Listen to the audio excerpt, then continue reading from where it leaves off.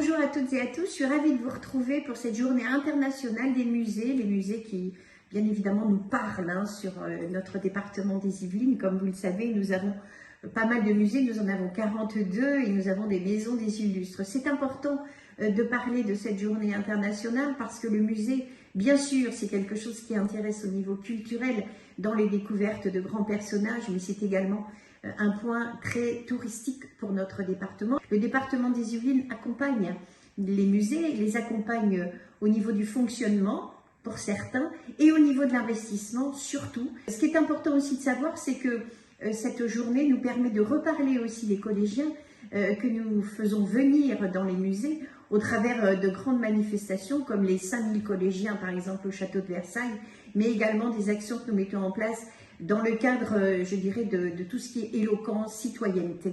Donc, il faut aussi vous rappeler qu'on a la chance d'avoir les nocturnes au niveau de tout ce qui est musée, puisque le 18 mai, eh bien, c'est une journée où justement, vous pourrez aller dans la nuit, dans certains musées des départements, eh bien, profiter de toutes les merveilles que nous avons. Donc, soyez curieux, allez les voir. Regardez sur notre site du département, le site touristique, vous avez absolument toutes les informations et je vous invite à découvrir les merveilles que nous avons sur notre territoire et que le département s'engage encore aujourd'hui et surtout aujourd'hui à les développer, à les rendre encore plus attractifs.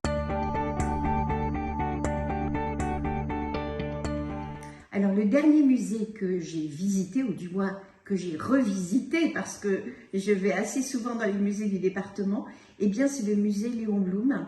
C'est un musée dans lequel il y a eu pas mal d'activités avec les collégiens et c'est toujours un endroit magique parce qu'il est resté dans son jus comme il était quand Léon Blum habitait justement à Juilly-en-Josas.